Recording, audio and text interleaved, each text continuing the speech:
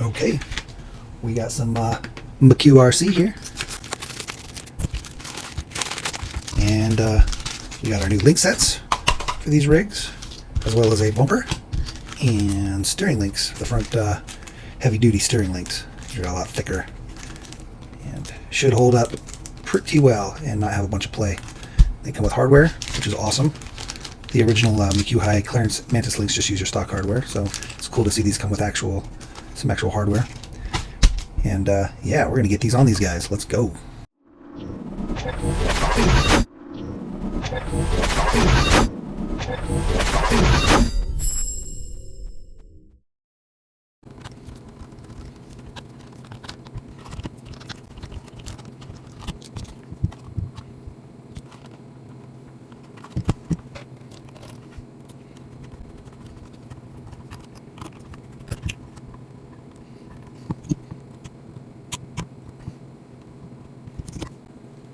Okay, so we went and pulled all of our ball joints out. This is the ball joint for the link that goes here.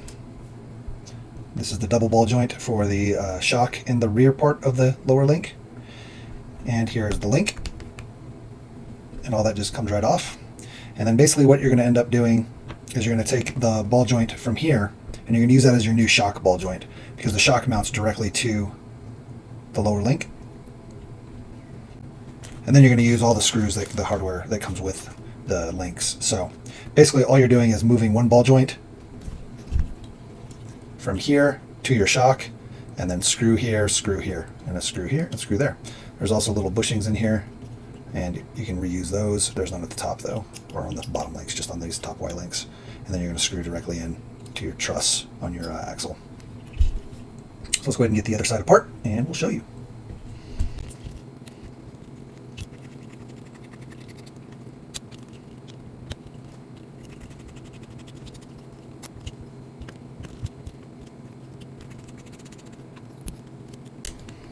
There's a little bushing I'm talking about. You can just leave that in your frame rail.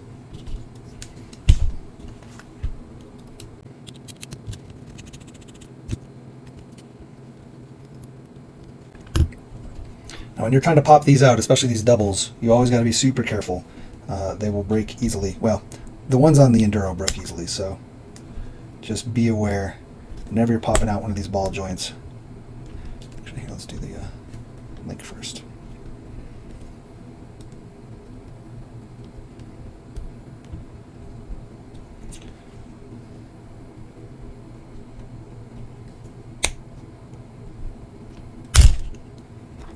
Man, I hate these things.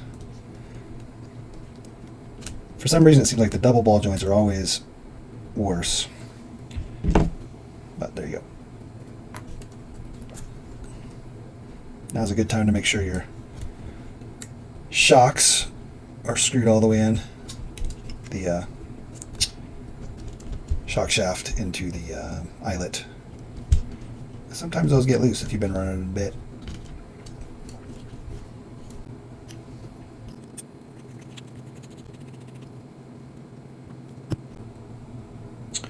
So your upper links are completely symmetrical. There's no top or bottom, so it doesn't matter which side they go on.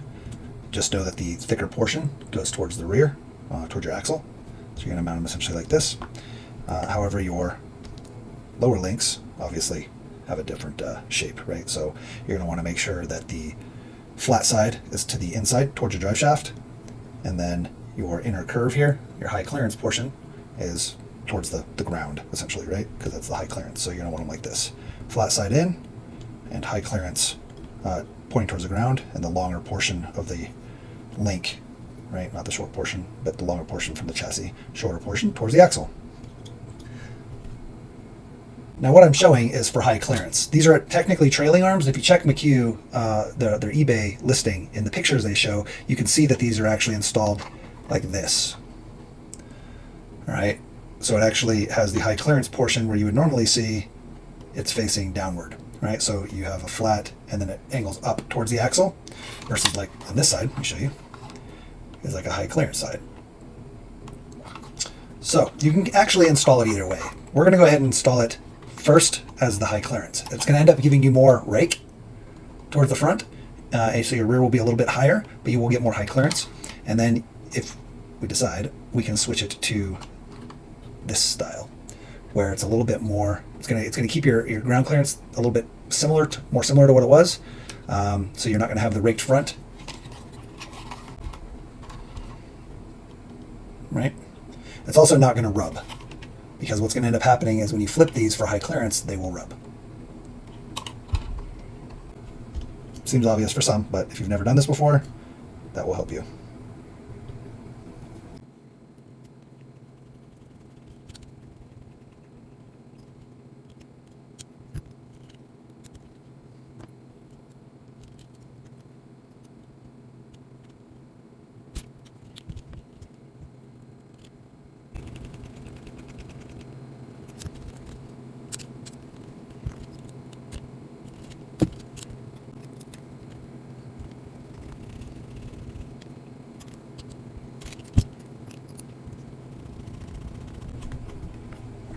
Now, remember, you don't want to over tighten these.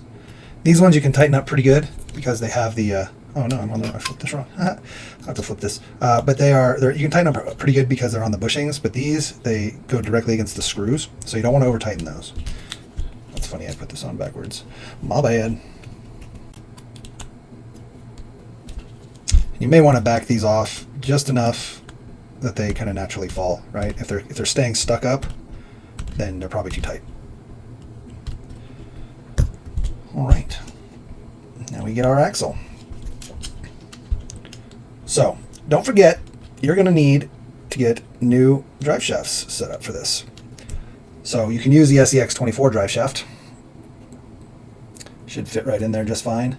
You're going to have to use both sides. This drive shaft's a little thicker than, the splines are a little thicker than the FCX24, so it'll stick, so you can't just use this on here. You're going to have to use both sides of the drive shaft.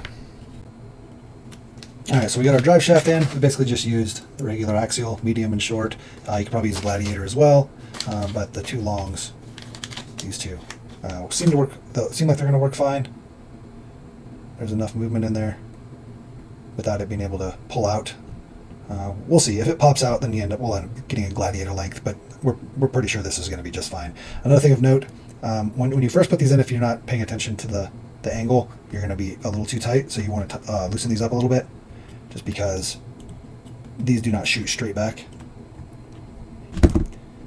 So go ahead and loosen those so that you've got some side to side, and then you can tighten them up once they're all put in. But again, you don't want them tight too much, you just want them to hold.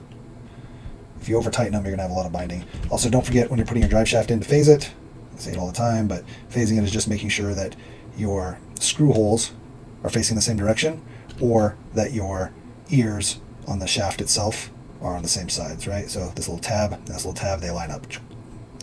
That way there's no vibration. It's going to be more important on these because you have higher speeds, and the higher speed you have, the more rotational mass is going to shake. So this will shake a lot if it's imbalanced. So you want to make sure it's in balance. Okay, let's go ahead and screw this back together.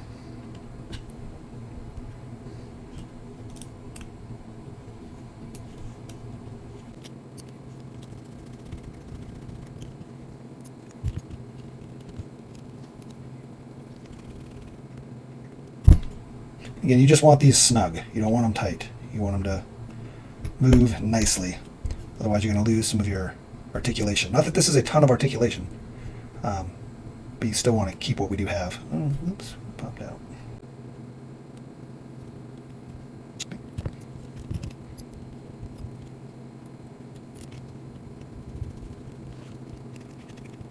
Now our screws may end up hitting in here, so let's go ahead and get our other side before we get it tightened up. You kind of want to make sure they're evenly spaced. You don't want one side screwed way in and the other side is kind of just hanging out.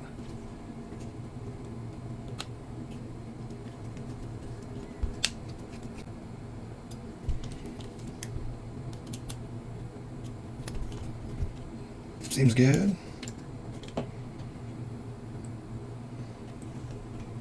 So we do have a little bit of hitting here. You can see under full compression, it does have a little resistance and it hits a little bit. So you may want to, I'm going to back all these out just a little bit as well.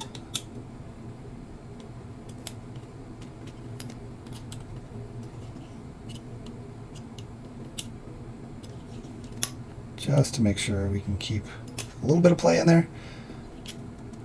So this setup does lose you quite a bit of articulation compared to the 3-link. One of the differences between a 3-link and a 4-link is that a 3-link actually gives you more articulation, more flex, more travel, whatever. But a 4-link will give you more stability, right? It's got more strength and more stability. So we're not really trying to make this guy have a ton of flex. That's not really the point. So we just want to make sure that it's got good movement, no binding, and it articulates a little bit. I think if we clean this up a little bit on the bottom here, so we're not hitting, I don't know if you can see it, but you can kind of see it as it goes through the motion there. It does rub a little bit. So we're going to probably just shave a little bit off of each link on each side, just a tad, and that'll get us a little bit more clearance when we're full compression. You don't need to do that because you're probably rarely going to fully compress like that. Actually, let's go ahead and put the shock on. Let's see here.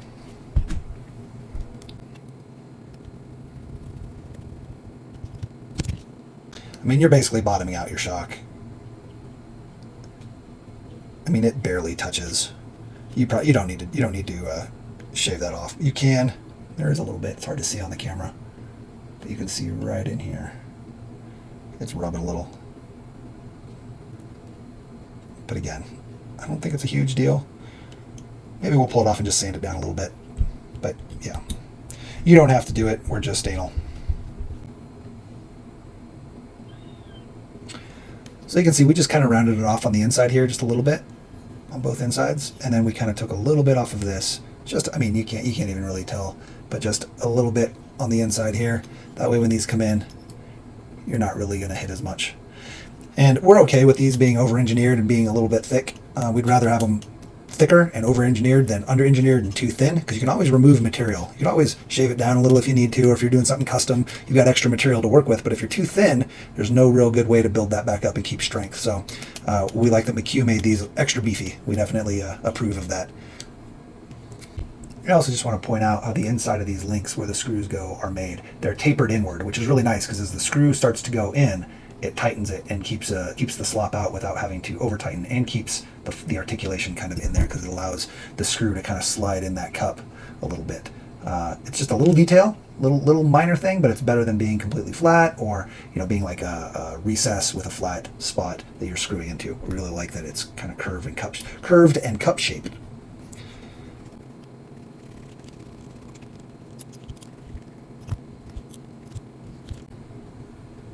There you go, much better. You can feel there's a lot less resistance from the links pressing against each other. And you're not going to ever really compress that much unless you're moving your shocks around or doing something sort of a little bit more custom or extreme. But yeah, it's good. And you can see here, once you've got them flipped to the way McCue intended, and you're not trying to do high clearance links, they don't rub, right? You can compress all the way down, and there's no rubbing or anything. So it's just a matter of how do you want to do it. We shaved them down in case we want to run them high clearance, and I wanted to show that if you want to run high clearance, that's what you're going to have to do. But then if you want to run with the trailing arm look and more stock ride height, you can do that. And we'll go ahead and show later. Actually, I'll go ahead and show it now. So here's a comparison picture of the two. You can see with the high clearance, it sits much higher in the back than a stock, and then with the trailing arm look, it's a lot more level. So just up to you. That's cool that you have that option. Again, you're not going to get a lot of articulation. If you're going for articulation, this is not the setup you want. If you're going for high-speed stability and a longer wheelbase, so better uphill, then this is definitely for you. Again, too much flex is a bad thing most of the time. You lose stability, you lose consistency.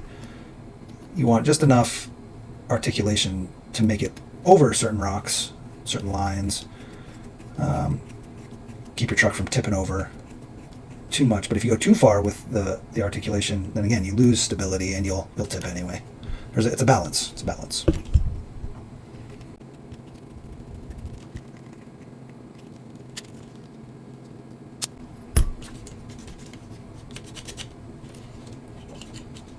All right. Kind of like the I like the length. We're gonna have to get it back on the uphill and see how much better we do. How many extra degrees do we get? So this is what we have left over, our 2 links, our 2 double ball joints, our wishbone, this guy, and the long wishbone here. These 2 screws and the long wishbone. And then our drive shafts that are too short. So while we've got this guy apart, we've heard a lot about the portal gears stripping out and whatnot, so we're probably going to go ahead and open this up, see how ours are looking. We've been running this guy pretty hard. You can see how dirty it is. We've been running it pretty hard, and we just want to see how they look and maybe do some preventative maintenance. There's some tricks you can do. 2FM has done some of this as well, so he was one of the first to break the portals. So let's see how they look. Okay, so here is where a lot of the issues lie. There are 2 gears, and you can see there's a cross pin or an axle pin, axle shaft type pin, and then the grooves that pin sits in. Now you can see that the pin, well, if I can get it back in there, it doesn't sit very deep. So this one's not too bad because it's got extra length, but it still doesn't sit very deep. So you could channel that out, use an X-Acto, and you can kind of scrape that out a little bit, try to get it a little bit deeper so that this channel sits a little deeper and the pin will sit a little bit better in there. You just got to be careful not to weaken the walls. That's not too bad, but this one on this side is a little bit more of a problem. If you notice, here, look at how little this guy is. Let me pull this bearing off. Okay, so this pin is way too small. I don't know why they use such a small pin. Now, looks like we don't have any issues yet, but this is where people are seeing the failure. Okay, so it barely sits in there. And for how large a diameter the shaft is, this axle shaft, which is a good thing, the pin just barely pokes through. You can see that in the gear. It's just barely poking through there. So if this starts to spin in there and or this gear pops off the pin a little bit, it can start to spin and totally round out these edges that are trying to hold the pin in, and well, then your gear is just spinning. So you can try to do the same thing here, but like I said before, you've got to be careful not to round this out, these edges here. If they get rounded out, then your pin will pop out and slide along the top of the gear, and that's not good. So you can try to deepen it a little bit, but you got to be super careful. You can also try to super glue it. This side's not too bad because the whole axle shaft comes out, so you can put your bearing back on. Make sure you clean off any grease or gear oil that you've got in there. You want to make sure they're super clean to give your super glue a chance to actually adhere. Get your axle shaft pin back in, and then your gear will go in there like so, and you can go ahead and basically, we actually don't need the bearing, but you can go ahead and super glue that portion right in there. I wouldn't use a lot because you probably need to pull these off at some point to replace them with metal gears when the metal gears come, but some preventative maintenance might be to super glue this onto the shaft a little bit, just a tiny bit, and a tiny bit on the shaft pin there. And then let it dry, and then you can put your bearings back on. This side's a little more difficult to put the super glue on. You basically, well, you're going to have your pin set in. Let me show you here. Your pin needs to be completely even in there. If it's off to one side or the other, it will not fit into the grooves. Okay, and you can take and put just the tiniest amount of super glue in there. And do not over super glue these. I mean, I'm saying I cannot overstate enough how little you should put on there and how careful you need to be. But it's going to be a little bit easier to put a little bit of glue on this side than it is on the gear side, and avoid risk of hitting the bearing, because you really don't want to hit the bearing. So just kind of barely get some glue on there. And I'm getting it kind of more on the shaft than I am on the crosspin.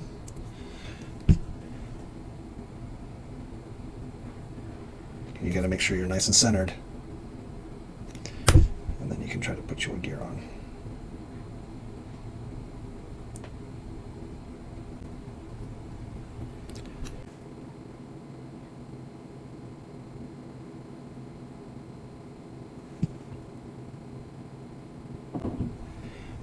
Just be sure your super glue on this is completely dry before you throw the bearings back on.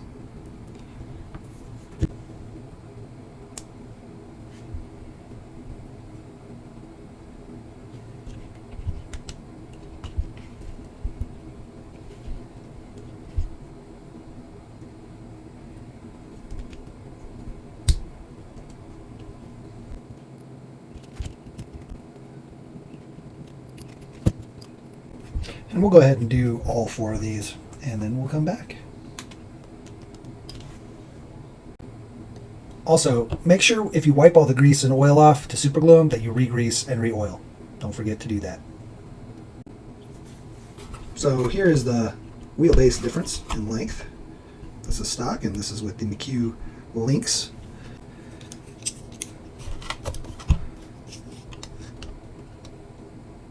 So it looks like we're at 137 and a half, basically. 136? No. 138? No. Yeah, 138. Let's call it 138. And then with the links, let's see what we get. Whoa. Oh no. It doesn't even measure. It doesn't even measure. All right, well, we can do it like this.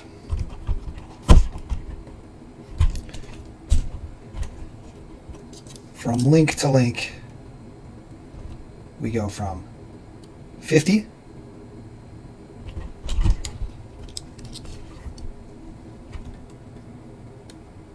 to 76 and a half. So from 50 to 76 and a half.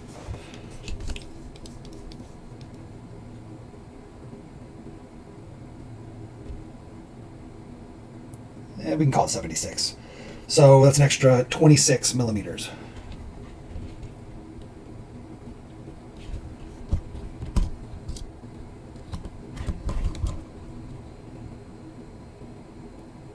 $44 and a half. 71. Yeah, so it's basically 26 millimeters. So yeah, extra 26 millimeters of length seems good.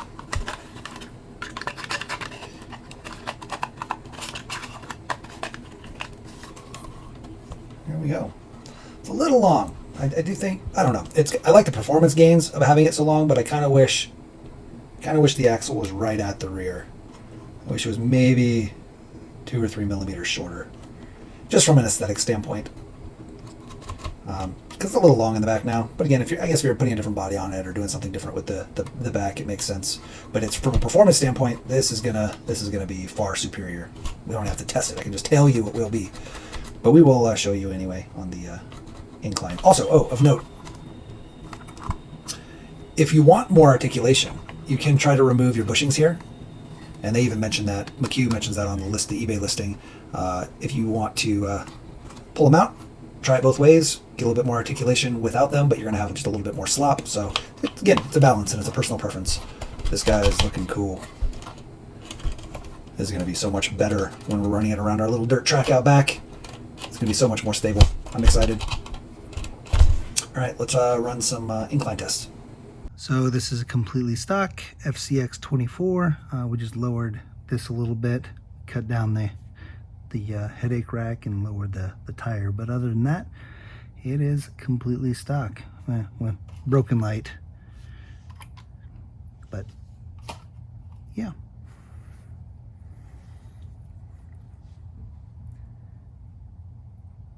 $46 degrees.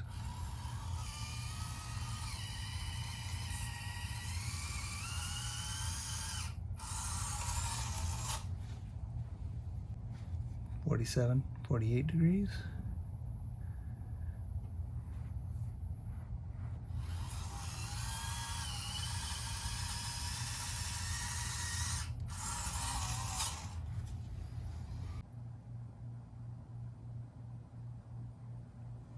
$49.50.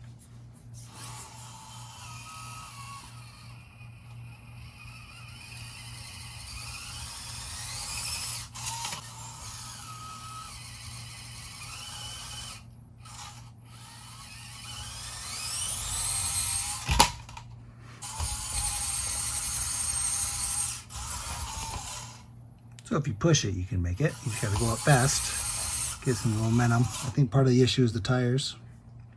Let's do a little more. So 50, 51.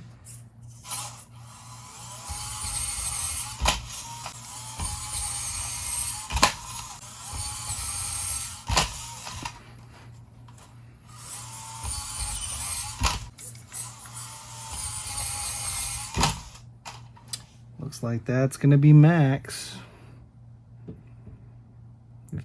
51.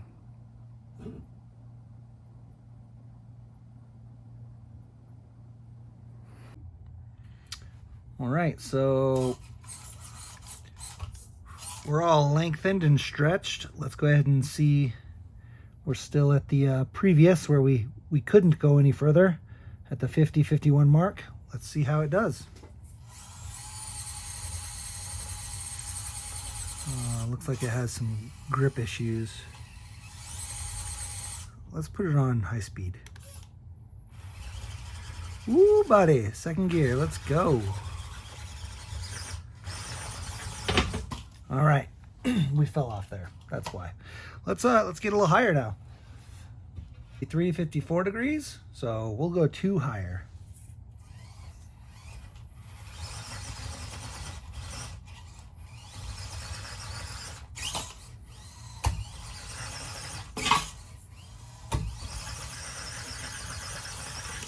It's a grip issue. We're not rolling back at all though. All right, let's go a little higher.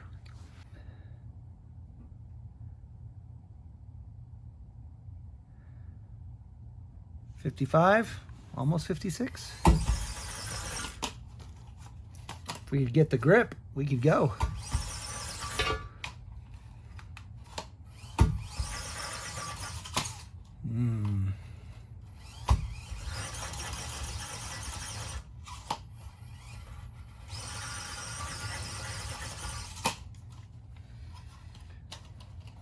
Looks like that might be the max.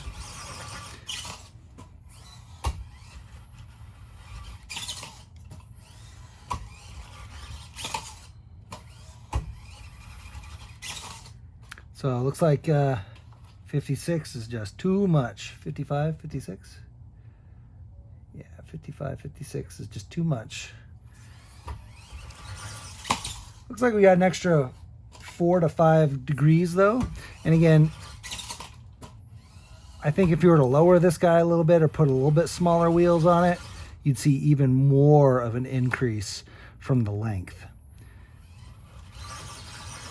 This isn't really flipping over. If we could get grip here, we could slow crawl it up. But because we're having the wheel speed, it's kind of bouncing, which is causing us to flip over.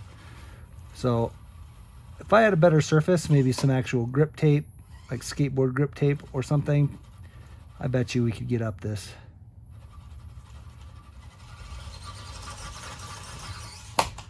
It's just, it's trying to wheel speed up and it's not going to do it. So, I mean, you can see there, it did it.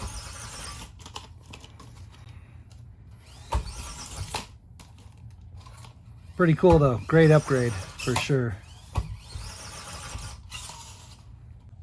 Okay, and now we're gonna try it with the trailing arm setup versus the high clearance setup. And we'll see if it makes any difference. So we're at that 55, 56 mark.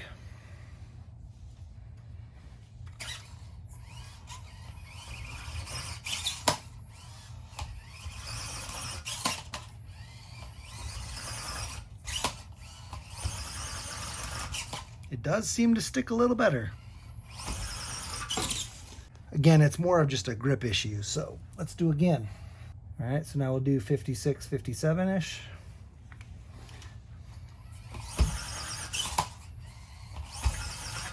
Still not rolling.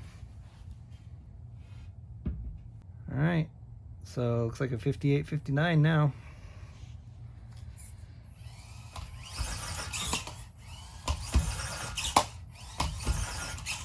If I could get it to, again, if we had grip, we could slow crawl it probably.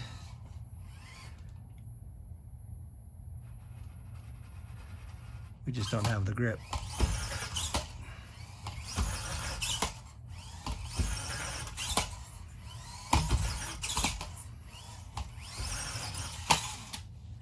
So that's probably max though. It's you can see it starting to unload. We're at that 58, 59, basically.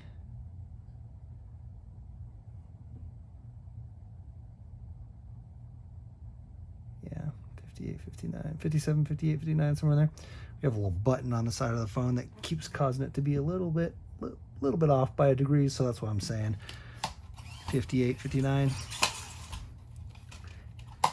So it can make 57, 58.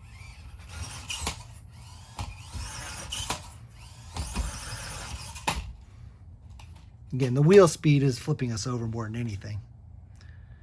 We've got some new links, a new front bumper to put on now. So let's go do that. All right, so here's the McCue RC high clearance front bumper.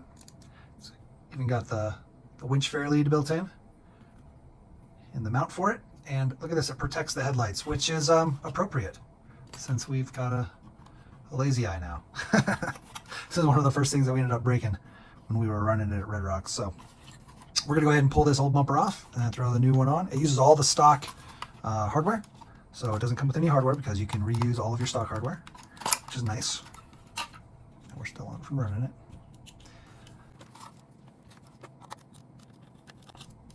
It should be as simple as 4 screws.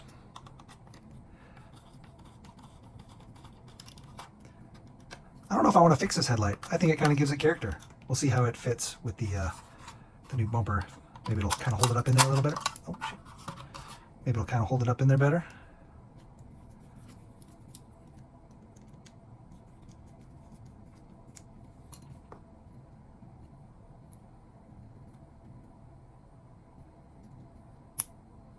Really?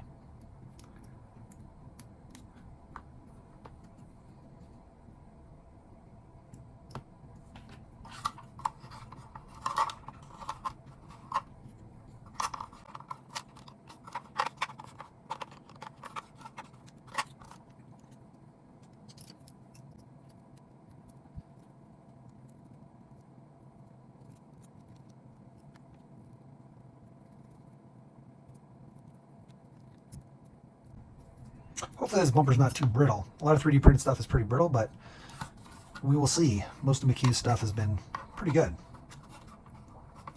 Let's tuck our little light back in here.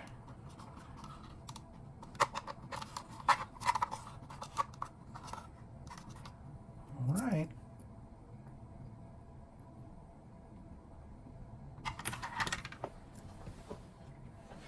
Every once in a while you need to remagnetize your tools if you want to magnetize.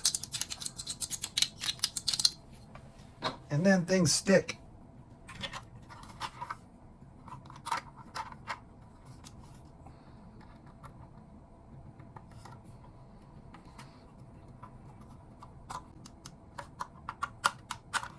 All right, so that's much better. Let's look at the stock.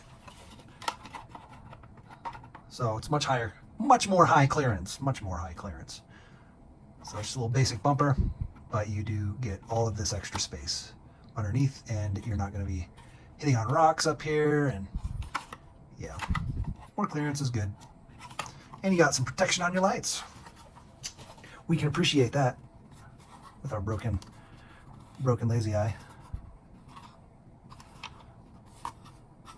All right, let's get our steering links on now. Here's the steering links. They do come with some hardware.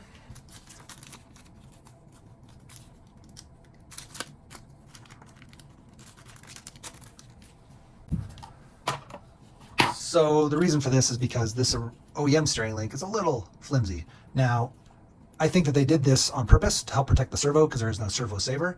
And I mentioned it before, but I'd rather have a good servo horn than a servo saver and have a weaker link here because you almost always end up replacing these links anyway. So at least a newer person can go out there, run it around, not risk their servo as much, and still have a little bit of extra give. And then when you want to upgrade and you know you can drive without burning up a servo, you can replace it with better parts. So that's what we're going to do. So first things first, we're going to just go ahead and completely remove all the links. And again, this side uses one of those double ball joints.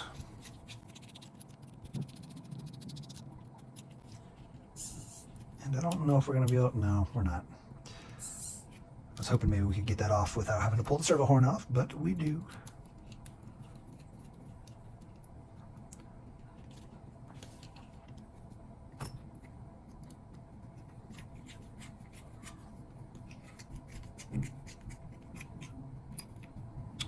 she goes. So you're going to have your molded side up, your flat side down.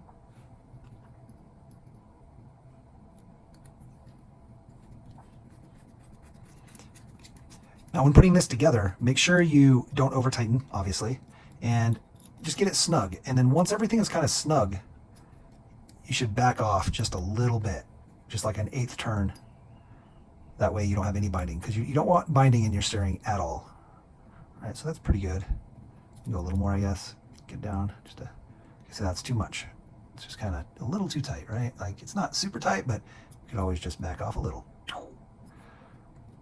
Okay, you don't want slop, but we also don't want it to bind. Oh, another thing, let's go ahead and do this. It's recommended to move these screws to the back. And I think that has to do with some of the clearance. It'll help with clearance issues, so that your link isn't hitting on these, and there should be no reason it would cause any negatives. So we're gonna go ahead and move them to the rear. Also, of note, they get scraped up more in the front. If for some reason you do hit things or you get dirt all over them, you're gonna end up getting more towards the front. So putting them in the rear might help save the screw heads so they don't get too damaged up, because they're in a little bit better protected area. And then you can just screw it right here in the back.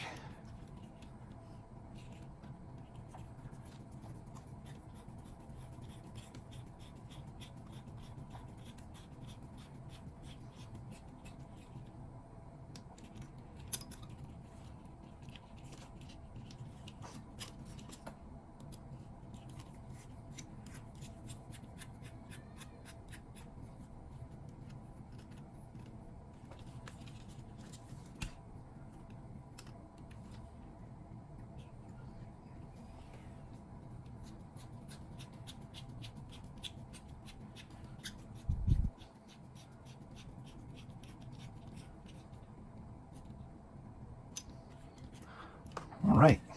Let's go ahead and throw our servo horn on.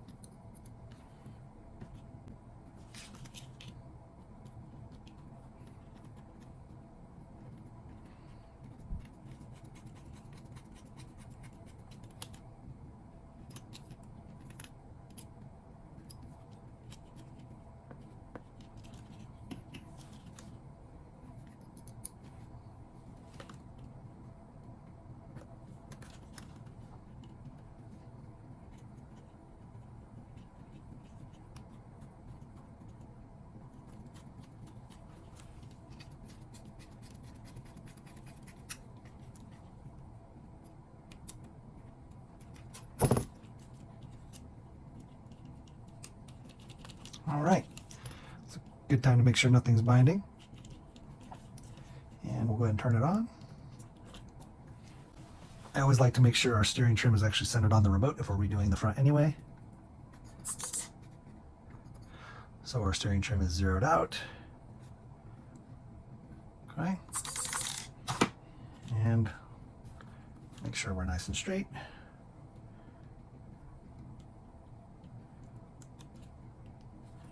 And there we go.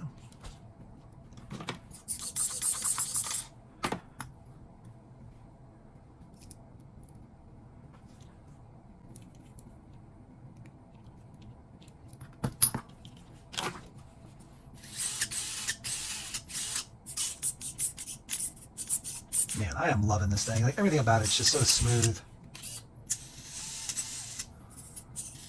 This servo is really good for a box stock servo.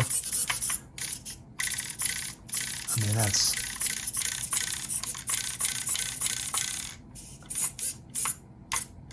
pretty good. Whoa, buttons, don't hit them.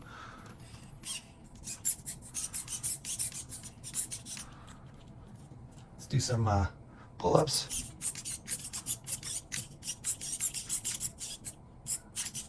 Pretty good.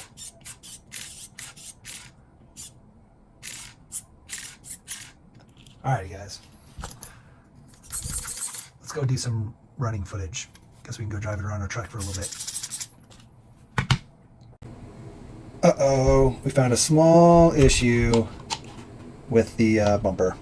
And it's not a big deal, but when you're under full compression, your steering horn, your servo horn actually hits. Now it's not much, but it is enough to actually catch. If you're hitting hard, it does catch. So you're going to want to take off a little bit in the back here. Probably just want to sand this down a little bit right in here. And you can just do on one side, probably because it's not going to ever hit on this side. Right? You're clear there. There's no problem there, but it's this side. So you can see it actually stop. So maybe in future prints, McCue will fix that. But it definitely needs a little bit of a space in here. Just a little, like a millimeter or two extra. So we're going to fix that.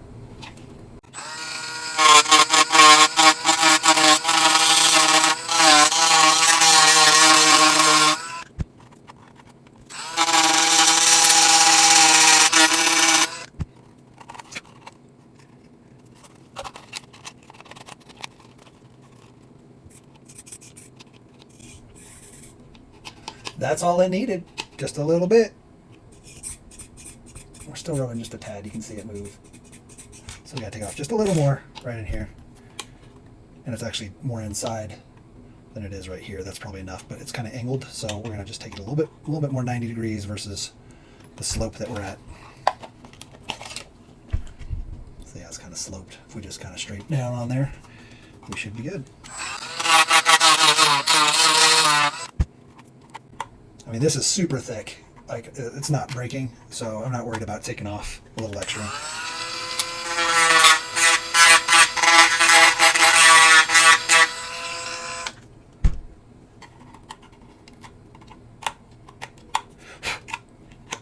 All right.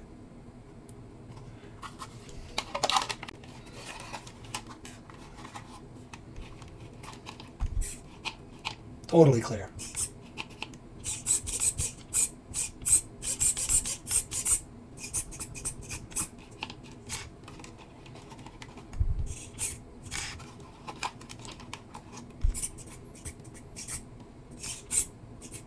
We are good. Let's go run it.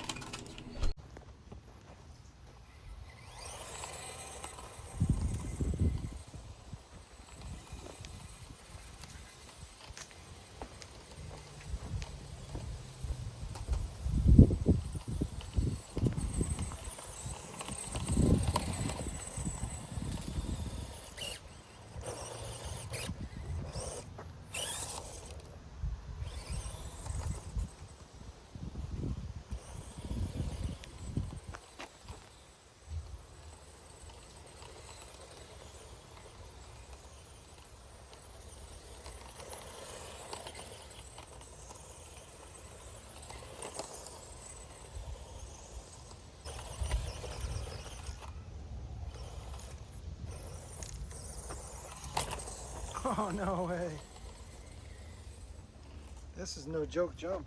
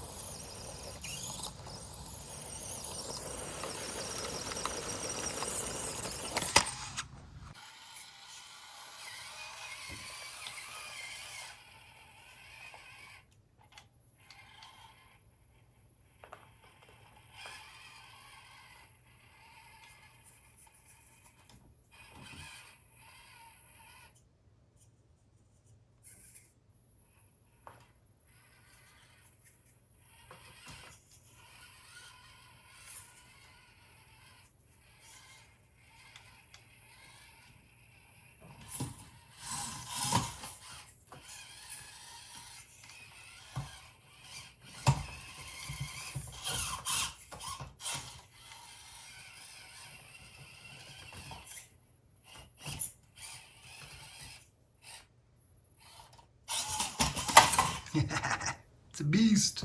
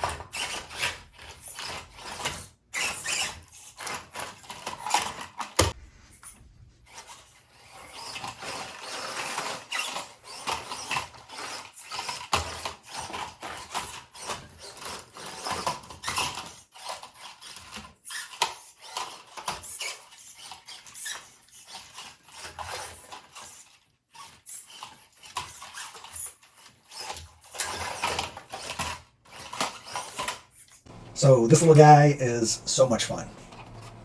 We're glad we picked these up. They're just a blast. The 2-speed just makes them, I don't know, there's something about it. It just makes it super fun. So yeah, if you don't have one, you should try to pick one up if you're into these things. If you do get one, or you already have one, these McCue links are awesome, way more stable.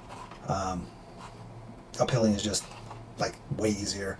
And then the front bumper, the high clearance, definitely helps on the taller rocks. For sure, you have a much better approach angle, and then obviously these steering links just are beastly. And the servo on these are really good, so it's a shame to lose some of that awesome strength in the steering to the stock links. But again, they're trying to not break parts for newer people, so they don't want to have a bunch of warranty claims. So I get why they did that. They needed to have some sort of servo saver. But yeah, these things, they're a blast. The metal portal axles, like we had mentioned earlier, they are available now. We'll put a link in the description, so make sure you pick up some of the metal portal axles if you're worried about your axles getting stripped out. And they have a whole bunch of other parts as well. I think we picked up some extra complete axles, so a complete axle with all the internals, the portals, everything. I think they're like 12 or 13 bucks each for the front and the rears. And then like a transmission with motor, the 2-speed transmission with motor. Now you'll still need the servo, but 2-speed transmission with motor I think is like 15. The servos are like 8. So the parts on these, the replacement parts, are pretty reasonable. If you're trying to just build something custom or replace parts that you end up breaking and you want to just use the stock parts, the price can't be beat. I think it's a pretty good deal. So we'll put a link to all that stuff below as well. Anyway, why don't you put in the comments extra long? Put extra long if you made it this far in the video. And until next time, get out there, drive your cars, crash them, smash them, batch them, but don't break the expensive parts. Oh, don't forget to sub. Don't forget to like. Don't forget to share this in all your FCX groups, or maybe your SCX groups, and show off how cool the FCX is. Tell those SCX guys. And yeah, hit the bell so you know when these videos go live. Peace.